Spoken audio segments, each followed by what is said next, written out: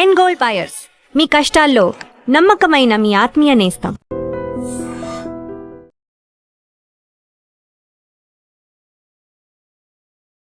Welcome to I dream. నా పేరు లుంబిని. ఈ రోజు మనతో పాటు ఉన్నారు ఖ్యాతన ఆరోగ్య కేంద్రం నుండి డాక్టర్ దిలీప్ గారు, expert in Ayurveda, acupuncture and natural sciences. ఆయనతో మాట్లాడదాం.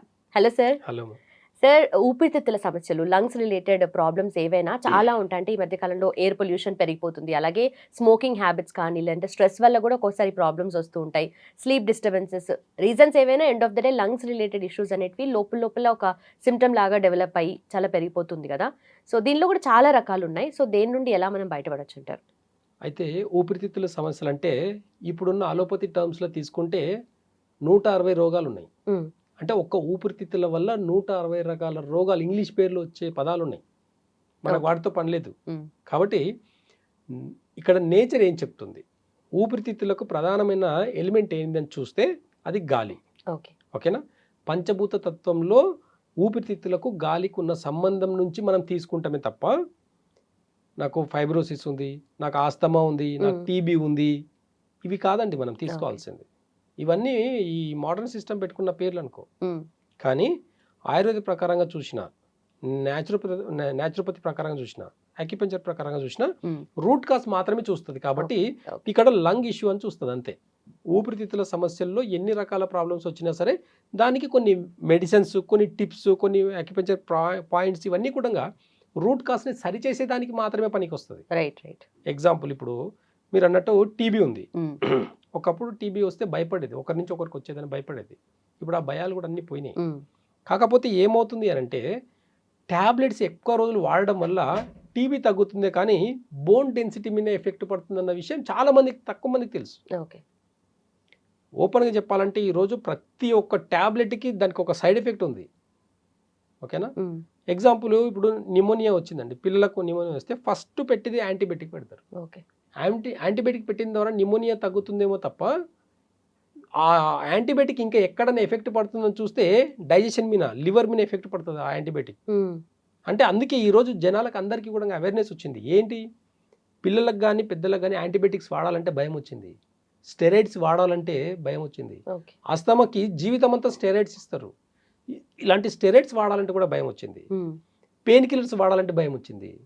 మరి వీటి నుంచి వీటన్నిటిని అరికట్టే యొక్క ఇంకేదైనా ట్రీట్మెంట్ ఉందా అని అంటే అది ఆయుర్వేద అని చెప్పొచ్చు, న్యాచురోపతి అని చెప్పొచ్చు, యాక్యుపెంచర్ అని చెప్పొచ్చు. జనాలకి ఇప్పుడు అవేర్నెస్ వస్తుంది. ఎందుకు అని అంటే, ఒక ఎఫెక్ట్కి గురైన తర్వాత తప్ప వాళ్ళు రియలైజ్ అవ్వట్లేదు.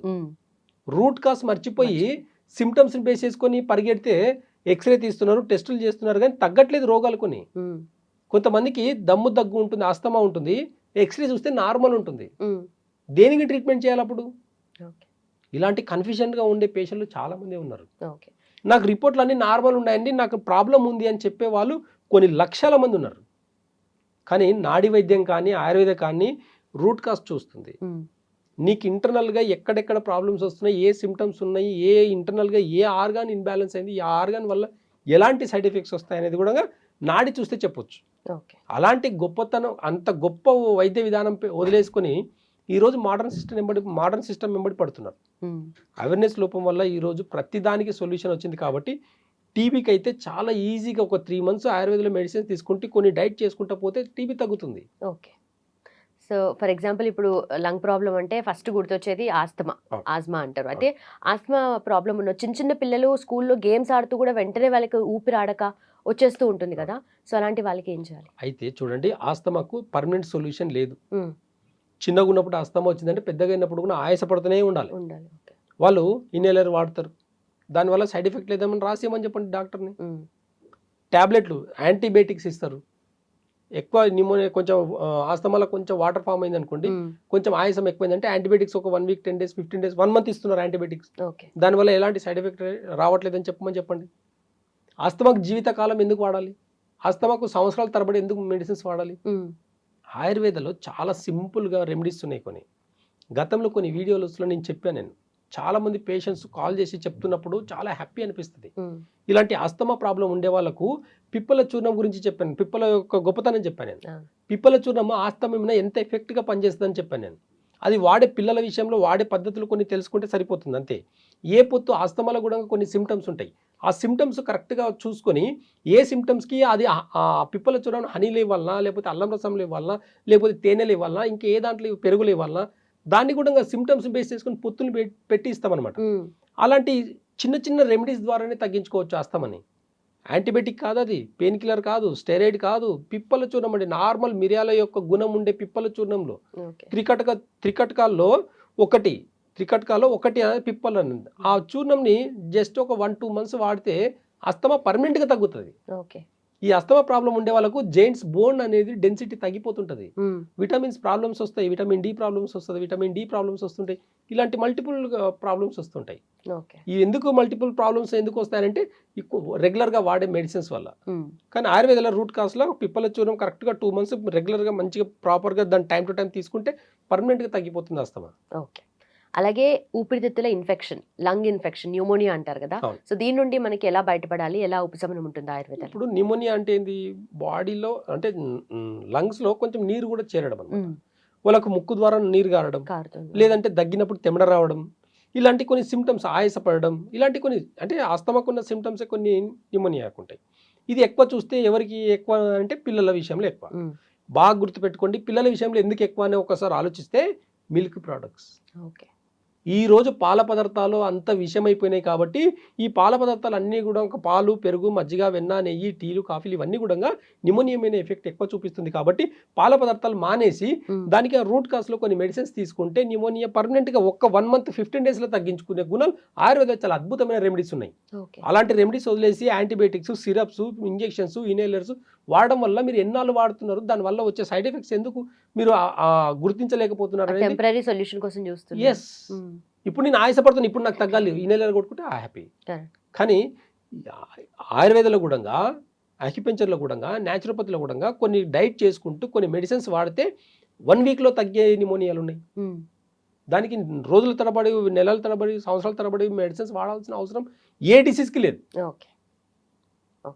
అలాగే లంగ్స్లో బ్రాంకైటిస్, శ్వాసనాళాల వాపు కూడా వస్తుంది కదా, సో దానికి ఏం చేయొచ్చు ఆయుర్వేదం? అయితే చూడండి, ఇప్పుడు కోవిడ్ తర్వాత ఫైబ్రోసిస్ అని చెప్పి కొత్త పేరు పెట్టుకున్నారు. అంత ముందు లేని పదం ఇది. కోవిడ్కి ముందు లేని పదం ఫైబ్రోసిస్ అని చెప్పి లంగ్స్లో చిన్న చిన్న గడ్డల్లాకే ఏర్పడుతుంది. ఏమైంది కోవిడ్లో అందరికీ? కోవిడ్ వచ్చిన ప్రతి ఒక్కరు కూడా అప్పట్లో ఎక్స్రే తీసుకొని ఉంటారు.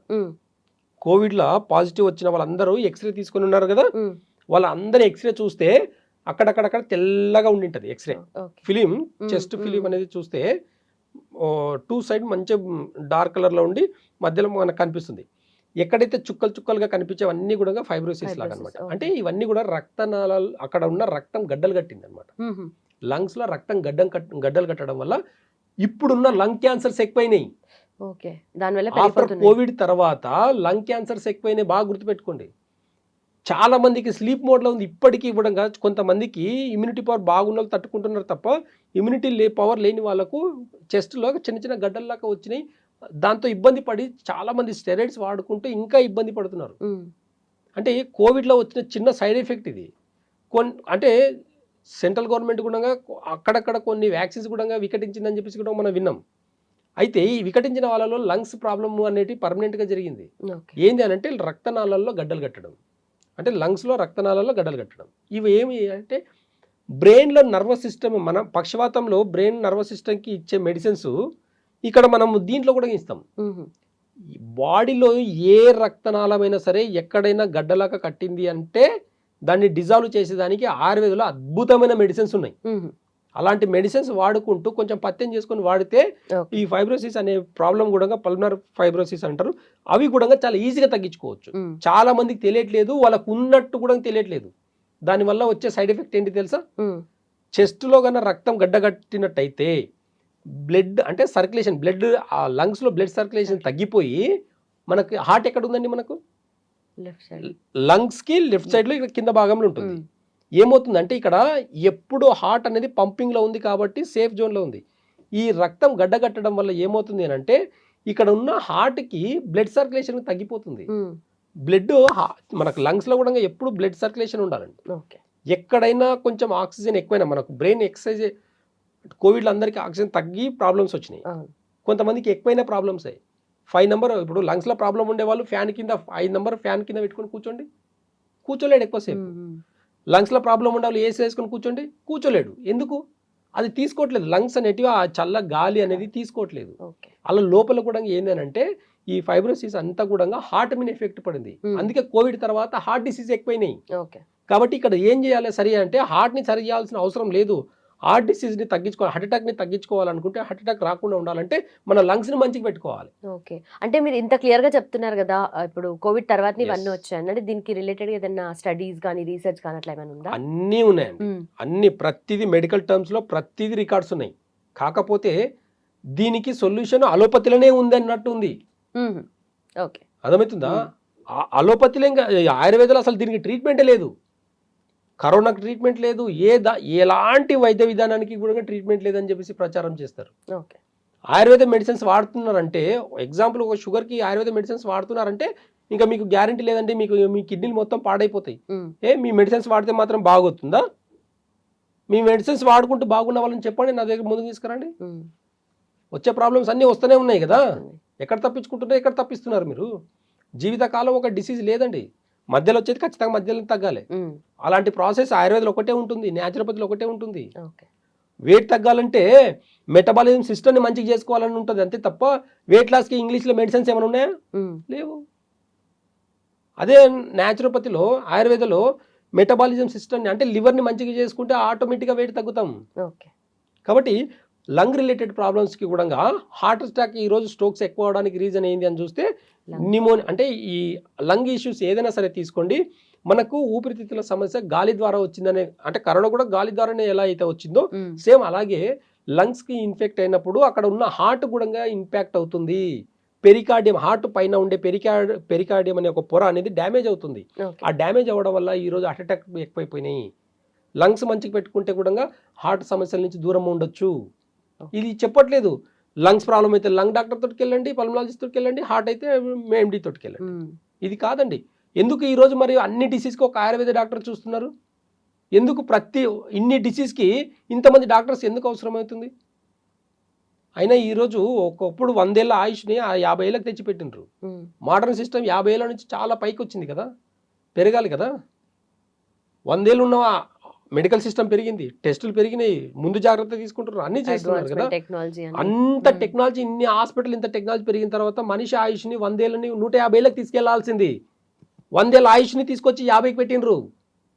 అంటే మెడికల్ సిస్టమ్ పెరిగిందా తగ్గిందా? అంటే మనం తీసుకునే ఫుడ్ కూడా అలాగే ఉంది, మన అలవాట్లు కూడా అలాగే ఉన్నాయి. పద్ధతులు చెప్పండి, మీరు కూడా పథ్యం పెట్టండి. ఏ డిసీజ్, ఏ ఫుడ్ ఎక్కువ తినడం వల్ల ఏ డిసీజ్ వస్తుంది అనేది గుర్తించండి, అవి చెప్పండి. మీరు ఫుడ్ డైట్ విషయం చెప్పండి. వినకపోతే మీరు చెప్తున్నారు కదా టెస్ట్ల విషయంలో ఎట్లయితే భయపెడతారో అలాగే భయపెట్టండి పేషెంట్లని. ఏమని పథ్యం చేస్తేనే బాగుంటుంది అని చెప్పండి. అన్ని తినే షుగర్ టాబ్లెట్ వేసుకోండి అంటే జీవితం అంతా మీ చుట్టూ తిరగాల? కాదు కదా. పద్ధతులు ఉన్నాయి కదా, కొన్ని నేచర్లో కూడా కొన్ని పద్ధతులు ఉన్నాయి. మెడికల్ సిస్టమ్ పుట్టక ముందు నుంచి నేచర్ ఉంది, వాటిని కూడా కొంచెం కన్సిడర్ చేస్తే కదా తెలుస్తుంది మనకు. కాబట్టి రూట్ కాజ్ నుంచి ఎప్పుడైతే డిసీజ్ని తగ్గించుకుంటామో పర్మనెంట్గా కోల్డ్ నుంచి క్యాన్సర్ వరకు తగ్గించుకోవచ్చు. ఓకే. అలాగే లంగ్స్ ఇష్యూస్లో మనకు ఇంకొకటి కనిపించేది COPD, chronic obstructive pulmonary disease. So దీని గురించి ఏంటి అండ్ దీని నుండి బయటపడాలంటే ఆయుర్వేదంలో ఎలాంటి? ఆయుర్వేదంలో లంగ్కి సంబంధించిన 160 రోగాలు కూడా 160 రకాల 160 డిసీజెస్కి కూడా రూట్ కాజ్ నుంచి మెడిసిన్స్ ఉన్నాయి. మెడిసిన్స్ అనకుండా పథ్యంతో, అంటే పథ్యం చేసుకుంటూ వాడే మెడిసిన్సే ఉంటాయి ఆయుర్వేదంలో. కాబట్టి ఏ టేస్ట్ ఊక తినడం వల్ల లంగ్స్ ప్రాబ్లమ్స్ వస్తాయని అంటే ఖచ్చితంగా స్పైసీ ఫుడ్ తినడం వల్ల వస్తుంది. రెండవది మిల్క్ ప్రోడక్ట్స్ ఎక్కువ తీసుకోవడం వల్ల లంగ్ ఇష్యూస్ ఎక్కువ అవుతాయి. ఎలాంటి మిల్క్ తీసుకుంటున్నామండి మనం? ప్యాకెట్ పాలేనా అని ఒక క్వశ్చన్ వేసుకోండి. ఆ ప్యాకెట్ పాలు మీద మొత్తం చదవండి దయచేసి ఒకసారి. దాంట్లో 1 డ్రాప్ మిల్క్ ఉండదండి. గేదె పాలు కానీ, ఆవు పాలు కానీ, పాల ప్యాకెట్ మీద కానీ, పెరుగు ప్యాకెట్ మీద కానీ, లస్సీ ప్యాకెట్ మీద కానీ ఎక్కడ ఒక 1 డ్రాప్ న్యాచురల్ ఆవు పాలు ఉండదు. మరి ఇవన్నీ ఉత్పత్తులు ఎక్కడి నుంచి వస్తున్నాయి? అలాంటి ఆర్టిఫిషియల్ ఉత్పత్తులని మన హెల్త్కి మంచిది, కాల్షియం వస్తుంది, అది వస్తుంది, లంగ్ ఇన్ఫెక్షన్స్ రావు, మంచి స్ట్రెంత్ వస్తుందని ఎవరండి చెప్పేది? ఎక్కడి నుంచి స్ట్రెంత్ ఉన్నారు పిల్లలు ఈరోజు? మరి మీ పిల్లలు పాలు తాగి నిమోనియా బారిన లంగ్ ఇష్యూస్కి ఎందుకు వస్తున్నాయి పిల్లలకు? మరి ఆడపిల్లలు 10 ఏళ్ళకి ఎందుకు మెచ్యూర్ అవుతున్నారు? ఒక్కసారి ఆలోచించండి. ఒకసారి మనం పెట్టే పాలు, పెరుగు, మజ్జిగ, వెన్న, నెయ్యి అది ఎంతవరకు అది నిజమైన ప్రోడక్ట్స్? అవి ఒకసారి చూస్తే దాన్ని బట్టి మన లంగ్ ఇష్యూస్ని కూడా మనం అరికట్టవచ్చు, ప్రతి డిసీజ్ని అరికట్టవచ్చు ఇక్కడ. ఓకే. కాబట్టి ఆయుర్వేదంలో ఖచ్చితంగా కొన్ని నియమాలు ఉంటాయి. ఆ నియమాలు పాటించుకుంటా కనుక ఒకవేళ పాటిస్తే ఖచ్చితంగా ఎలాంటి, మీరు చెప్పే 100 రోగాల పేర్లు చెప్పండి మీరు, ప్రతి దానికి రూట్ కాస్ నుంచి మెడిసిన్స్ ఉన్నాయి. కాబట్టి న్యాచురల్గా తగ్గించుకోవచ్చు, యాక్యుపెంచర్ నుంచి తగ్గించుకోవచ్చు, న్యాచురోపతి నుంచి ఇంకా అద్భుతంగా తగ్గించుకోవచ్చు. ఓకే. ఏదైనా ఒక రూట్ కావాలి, మనకు అవేర్నెస్ కావాలి. ఈ అవేర్నెస్ లోపం వల్లనే మనము చిన్న ఇష్యూస్ని కూడా తట్టుకోలేకపోతున్నాము. చిన్న ప్రాబ్లం కొంచెం తగ్గినంటే పరిగెత్తాలి ఫస్ట్ హాస్పిటల్ పరిగెడితే ఫస్ట్ ఏంది, సరే చిన్న కాఫీ కదా ఒక 2 days నుంచే వచ్చిందని ట్యాబ్లెట్ రాస్తుంటా, లేదు ఫస్ట్ ఎక్స్రేలో ఏమీ లేకపోతే సిటీ స్కాన్ ఎంత అండి, 5,000 పెట్టాలి. ఒక చిన్న కాఫ్ వచ్చేదానికి కూడా 5,000 ఖర్చు పెడితే తప్ప ట్రీట్మెంట్ జరగట్లేదు. పిప్పల చూర్ణం 3 రోజులు వాడితే తగ్గిపోతుందండి. వాడి చూసిన తర్వాత వెళ్ళండి, కంగారు పడకండి దయచేసి, ఏమీ అవ్వదు, ఎలాంటి సైడ్ ఎఫెక్ట్ లేదు. పిప్పలు వచ్చినామో పిల్లల్ని తగినట్టుగా ఒక డోస్గా వాడితే ఎలాంటి ప్రాబ్లమ్స్ లేవు. మన పెద్దలు తాత ముత్తాతలు అవి వాడే కదా మంచిగా ఉన్నారు. మరి ప్రతి డిసీజ్కి ఎవరు చావలే, 100 ఏళ్ళు ఖచ్చితంగా 80-90 ఏళ్ళు బతికిన వాళ్ళే కదా.